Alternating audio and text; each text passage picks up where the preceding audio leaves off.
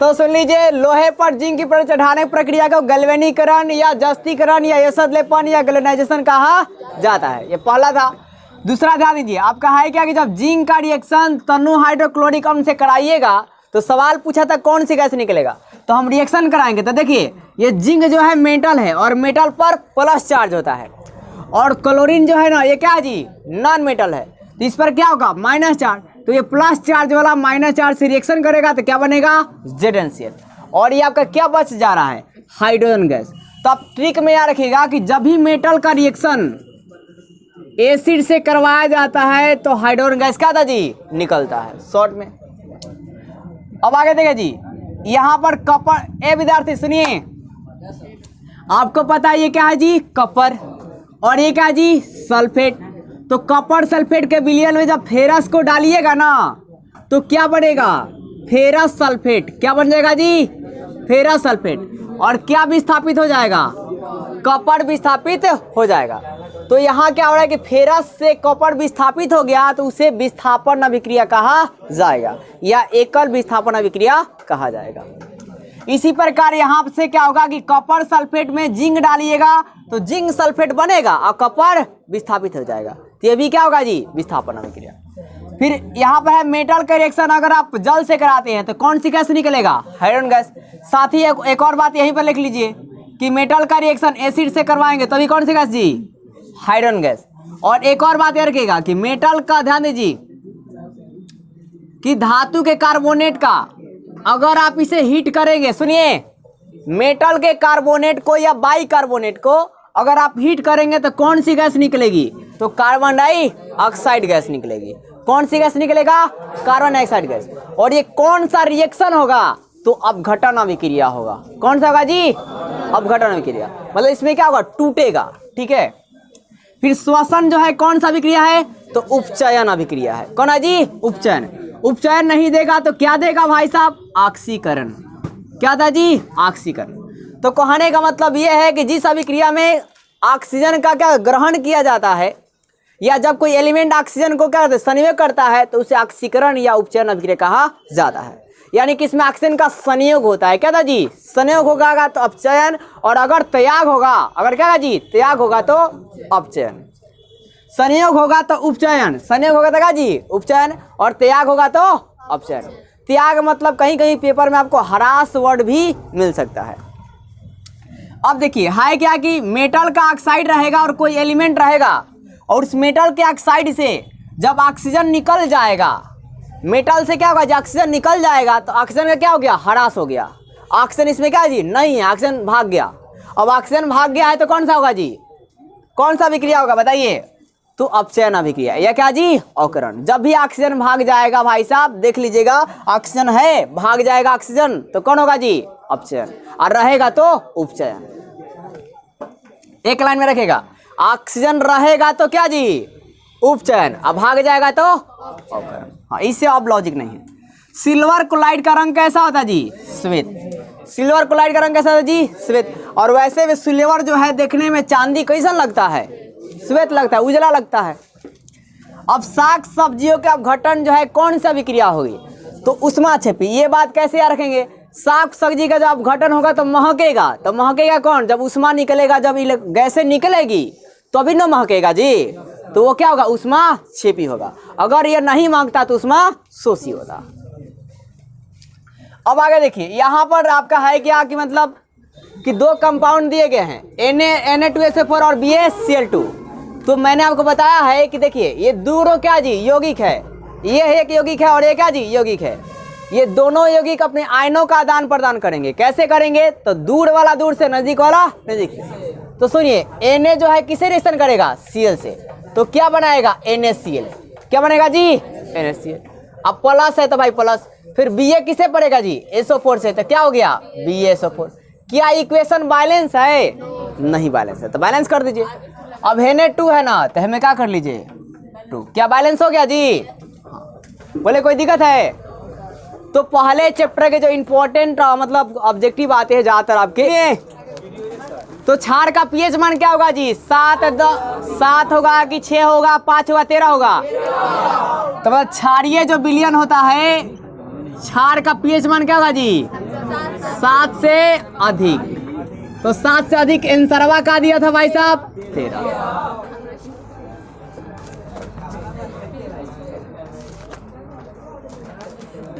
अब आगे सुनिए, सोडियम क्लोराइड का रिएक्शन, ध्यान दीजिए। सोडियम क्लोराइड का रिएक्शन क्या है, ध्यान दीजिए। जलीय विलयन में कौन से, किसके जल में जी, सोडियम क्लोराइड के जलीय विलयन में क्या किया जाता है कि विद्युत धारा प्रवाहित किया जाता है, तो बनता है सोडा लाइम या सोडियम हाइड्रोक्साइड। क्या बनता है जी, सोडियम हाइड्रोक्साइड बनता है। तो इस प्रक्रिया को क्या बोलते हैं, तो इस प्रक्रिया क्या होता है जी, क्लोर क्षार अभिक्रिया। क्या बोलते हैं जी, क्योंकि देखिए यहाँ क्या है क्लोरीन, यहाँ क्या है जी, अब बन का रहल है क्षार। OH का पहचान मतलब क्या जी, क्षार होता है। क्षार की पहचान किसे करते हैं, OH से। अगर आपके पेपर में दे भी सकता है कि बताइए निम्नलिखित में कौन सा क्षार है, तो OH दिखाई देगा ना, वो क्या होगा, क्षार होगा। OH वाला क्या होगा जी, क्षार। तो इस अभिक्रिया का नाम क्या है भाई साहब, क्लोर क्षार अभिक्रिया। ठीक है, फिर से सुन लीजिए। सोडियम क्लोराइड के जलीय विलयन में विद्युत धारा प्रवाहित करते हैं तो सोडियम हाइड्रोक्साइड बनता है। क्या बनता है, सोडियम हाइड्रोक्साइड।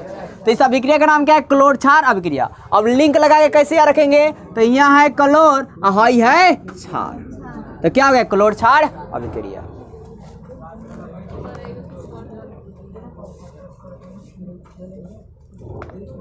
अब देखिए सवाल है, द्विक्षारिकीय अम्ल कौन है। सुनिए, मतलब द्विभाषमिक का है या द्विक्षारिकीय अम्ल का है। ये 10 का भी इंपॉर्टेंट है और 12 का भी इंपॉर्टेंट है। सुनिए, तो द्विक्षारिकीय अम्ल या द्विभाषमिक अम्ल,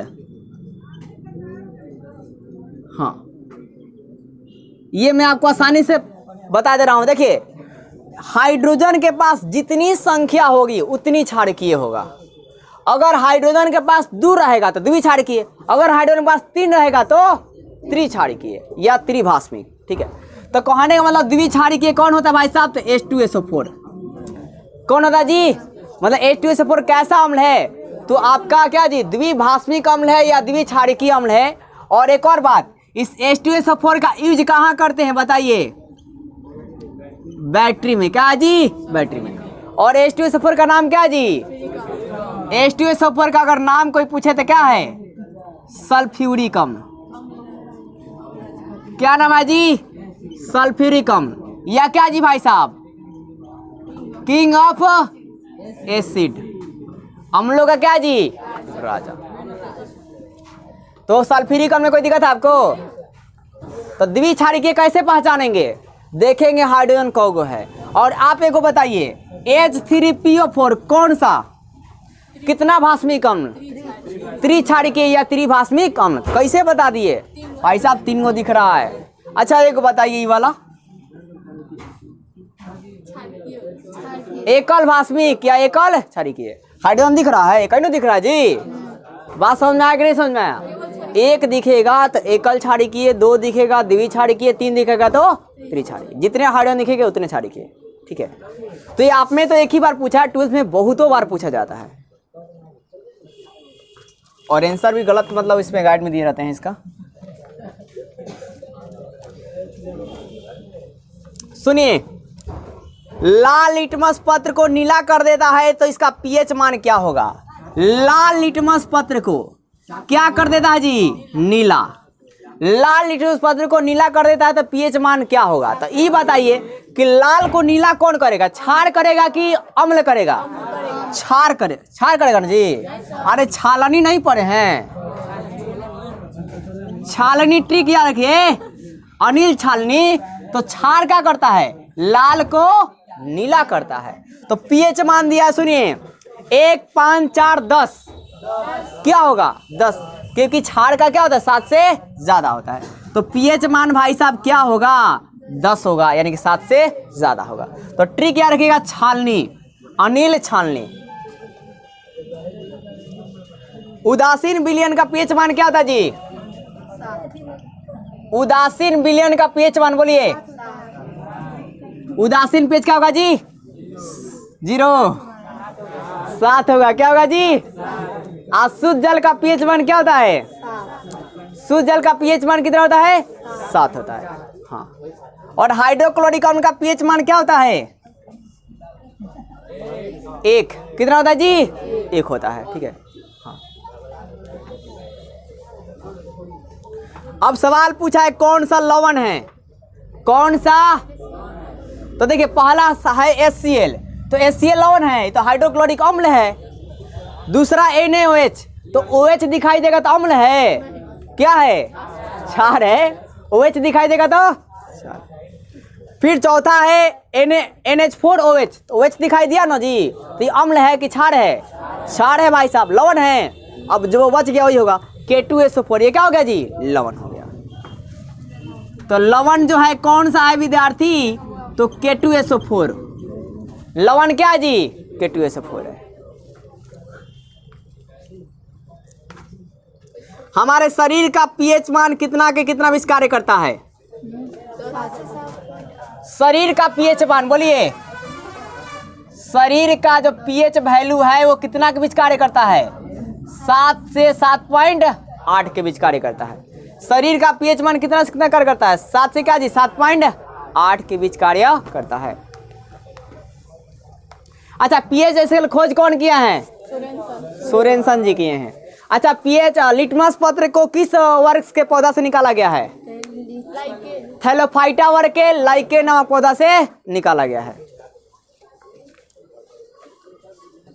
बोले कोई दिक्कत है? अच्छा ये बताइए, बुझा हुआ चूना का क्या होगा? बुझा हुआ चूना का, बुझा हुआ चूना हुआ, बुझा हुआ चूना का फॉर्मूला क्या होगा जी? CaOH का होल ट्वाइस। अब बिना बुझा हुआ चूना का क्या होगा जी? बिना बुझा हुआ चूना का बोलिए CaO, इसको कली चूना भी कहा जाता है।